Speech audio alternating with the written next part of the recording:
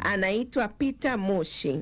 Anasema, mwalimu, lile sinagogi alilolijenga Nabii Suleimani bado lipo au liliteketezwa na Warumi? Akasema na swali lake la pili, na lile sanduku la ahadi liko wapi? Sawa. Karibu mwalimu. Asante sana.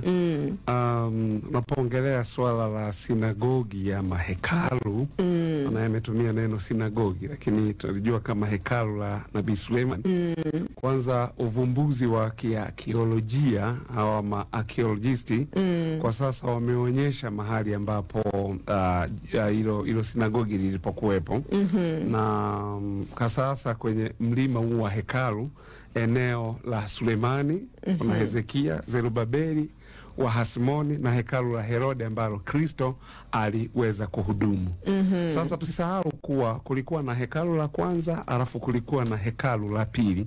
Haya tayaeleza baadaye kidogo hapo. Lakini leo idadi kubwa ya watu wanadai kuwa hekalu la mlima wa hekalu vilikuwa katika hekalu na mlima wa hekalu vilikuwa katika jiji la Daudi. Hii si kweli. Kwa hiyo tutajaribu kuonyesha kutokana na maandiko, historia, arkeolojia, wanaarkeolojia, maakiologisti na sababu za kiutendaji kwa nini madai yao sio kweli. Kwa sababu mlima wa hekalu uko upande wa mashariki mwa jiji la Yerusalemu ambalo ni jiji la kihistoria mpaka sasa.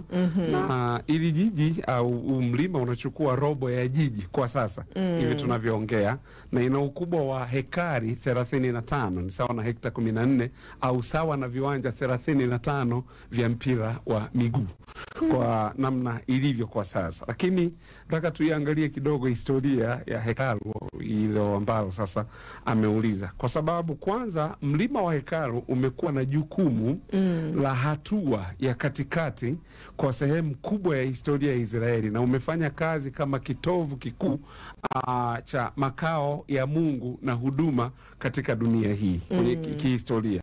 Na itakuwa ni sehemu muhimu sana wakati wa utawala wa miaka 1000 wa Kristo duniani, pia baada ya kipindi cha unyakuo, kwa sababu baada ya kipindi cha unyakuo kutakuwa na miaka 1000 ambayo Kristo atatawala dunia, na pamoja na wale wote ambao sasa tayari wamekuwa ufalme wake utakuja ushuke hapa na kuitawala dunia tena kwa miaka 1000. Kwa hiyo hilo linakuwa ni somo lingine, lakini tuachane na hilo, tuendelee na barabara hii.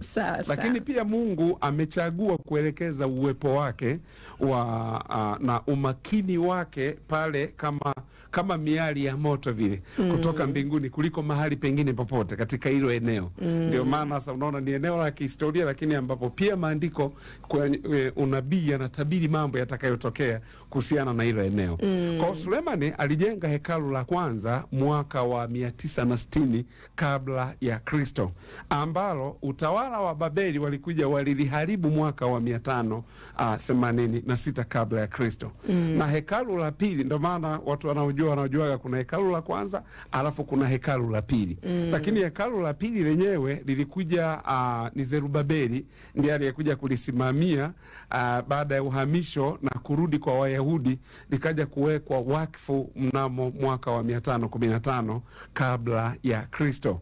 Lakini wakaja watu wanajulikana kama Wahasmoni, walipanua sasa wao mlima wa hekalu upande wa kusini karibia mwaka wa 140 kabla ya Kristo. Sasa na unaona nataja miaka kutoka juu kuja chini, ni kwa sababu ndivyo walivyokuwa wanahesabu miaka kabla ya Kristo, na Kristo alipokuja basi miaka ikaanza kuhesabiwa kutoka chini kwenda juu. Ndio maana leo ni 2025, kwa maana kuwa ingekuwa ni miaka hiyo, maana yake leo ungekuwa ni mwaka wa kwanza tukitafuta sasa 2025, au ungekuwa mwaka ingekuwa miaka inashuka chini. Kwa hiyo iko hivyo. Lakini baadaye mfalme Herode naye alikuja pia, alipanua mlima wa hekalu na kujenga upya hekalu la Zerubabeli lililojengwa karibu mwaka wa 19. Hii ni ni kabla ya Kristo. Manake ingeonekana kwamba hili lingeitwa hekalu la tatu.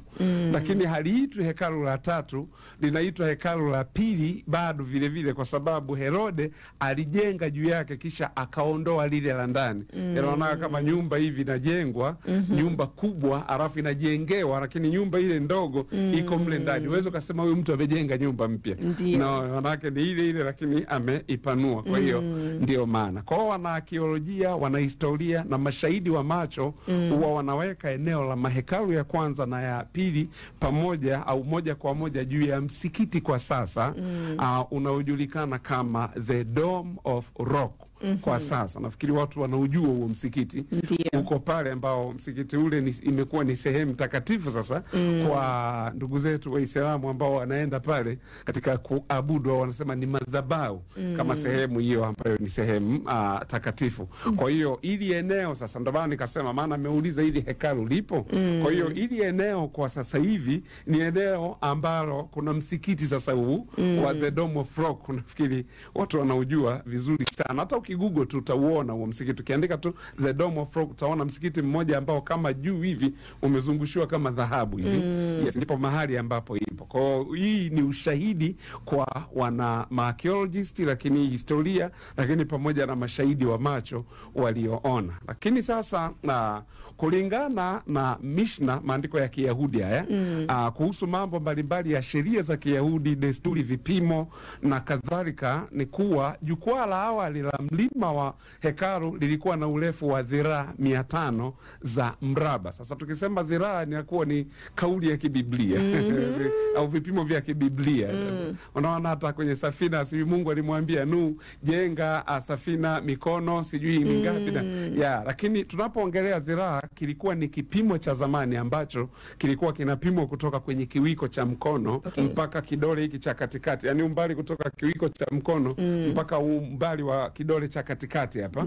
Kwa hiyo ndio ilikuwa inajulikana kama dhiraa moja. Umeona, ambayo sasa dhiraa moja ni sawa na inchi 18 au sentimita 46 kwa sasa. Kwa maana yake ndivyo hivyo. Kwa tukisema dhiraa 500, sasa chukua 500 mara inchi 18 ndio utapata sasa ambavyo ilivyokuwa maana yake katika hilo jukwaa sasa ambalo lilikuwepo wakati huo. Kwa kutumia mkono wa kifalme, maana ndivyo vilikuwa vipimo kwa wakati huo ambao ulikuwa kipimo cha ulimwengu wote kwa nyakati hizi. Kwa hiyo inaonyesha kuwa jukwaa la awali la mlima wa hekalu la Suleiman lilikuwa na urefu wa futi 861 au mita 2600 mita 262.4. Kwa kushangaza, na uthibitisho huu unaunga mkono vipimo hivi kamili kila upande kwa hilo jukwaa. Kwa hiyo hii sasa, kama nilivyoongea mwanzo, kuna watu wengi wanadhani kuwa hii ilikuwa katika jiji la Daudi.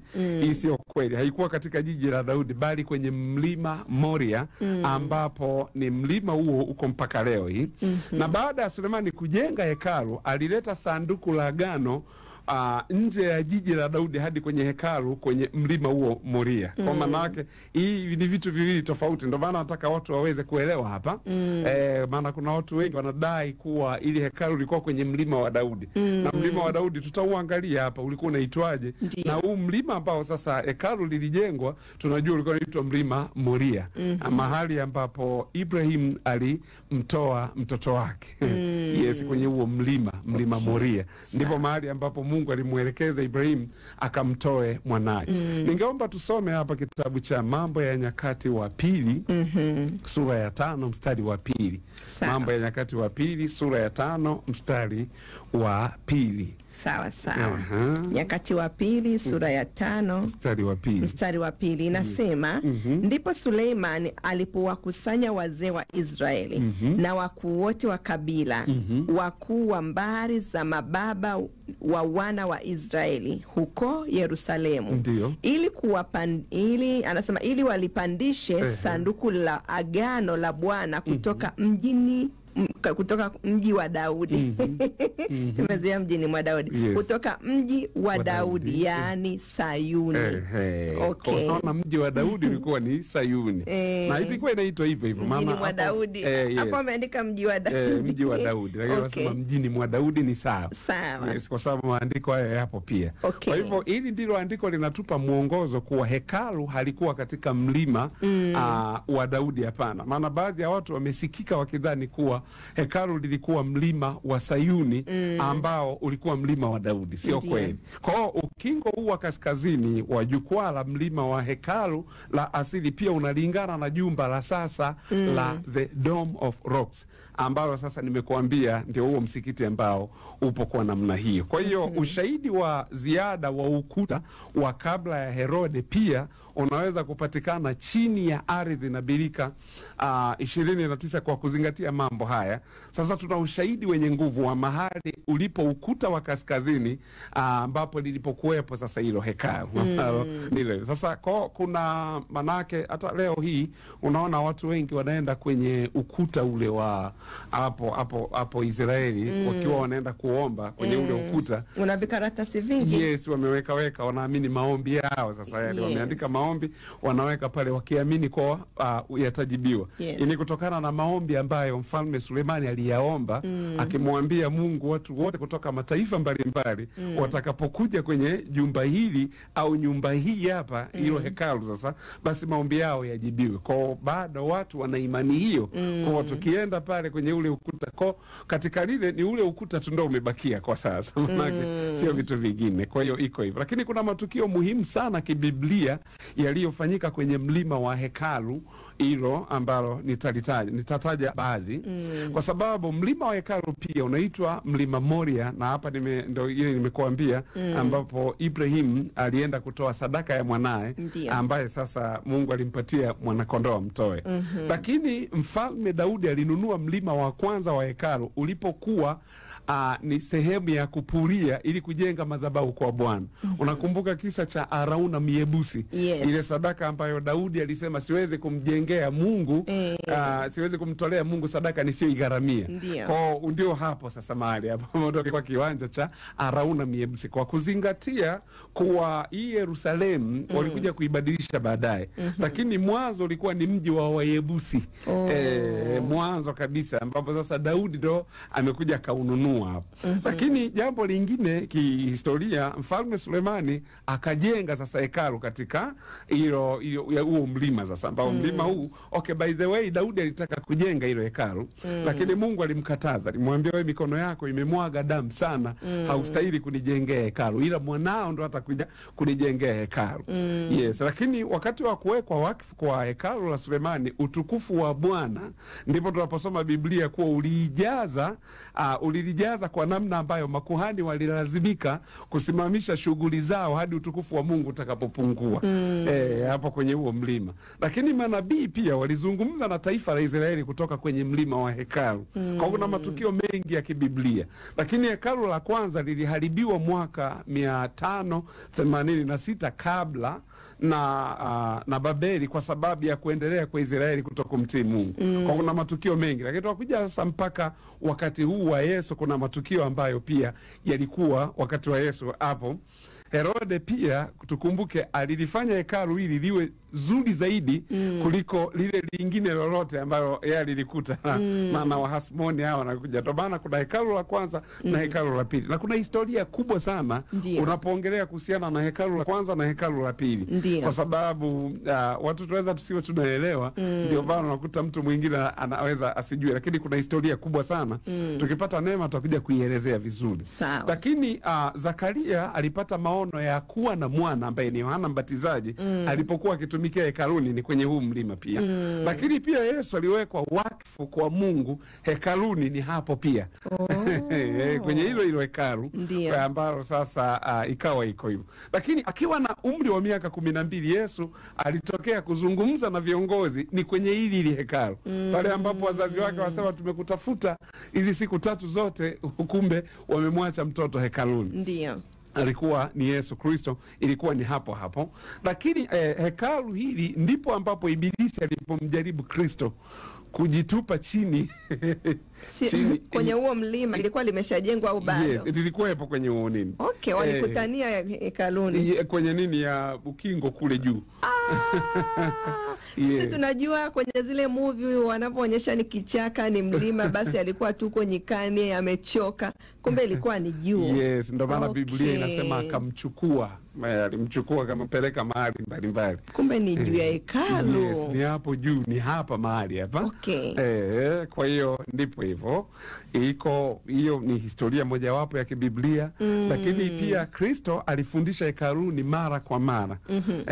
Kama Biblia inavyoongea, lakini Kristo pia aliwafukuza wale wabadili fedha kwenye mlima wa hekalu, ni kwenye hekalu hili. Lakini Kristo alihukumiwa mbele ya Pilato karibu na ikulu ya Herode, ilikuwa ni maeneo hayo. Lakini karibu na mlima wa hekalu kwenye ngazi za kusini ni mahali panapowezekana ambapo Pentekoste ilifanyika, na watu 3,000 waliokolewa na kujazwa Roho Mtakatifu, na kanisa la kwanza likazaliwa, ilikuwa ni maeneo haya. Kwa hiyo ni mlima ambao umekuwa na historia kubwa kwa sababu ya hili hekalu. Lakini ukija kwa leo hii, basi tunaambiwa hekalu la Roho Mtakatifu ni wewe na mimi. Ndio maana Biblia inasema usiliharibu hekalu la Roho Mtakatifu, kwa sababu lile lilikuwa ni mfano sasa wa hekalu hili ambalo ni mimi, kwa sababu kipindi kile Mungu alikuwa anakaa ndani ya lile hekalu. Uwakilishi wake wa sanduku la agano ambalo lilikuwa na vitu kadhaa ndani ya lile sanduku. Kwa hiyo ndio maana ilikuwa inamwakilisha Mungu. Ndio maana unaona Daudi alifika mahali akasema, sasa mimi nitakaaje mahali kwenye nyumba nzuri wakati Mungu anakaa kwenye mapazia? Sasa sio Mungu, no, ilikuwa ni kumwakilisha kwa sababu ya lile sanduku la agano. Kwa hiyo maana sasa baada ya lile sanduku la agano kupotea na halipo tena, maana yake Mungu sasa amekuja kukaa ndani ya hekalu ambalo ni sisi hapa, yani binadamu, ndio hekalu hilo ambalo ni hekalu la Mungu. Kwa hiyo iko hivyo.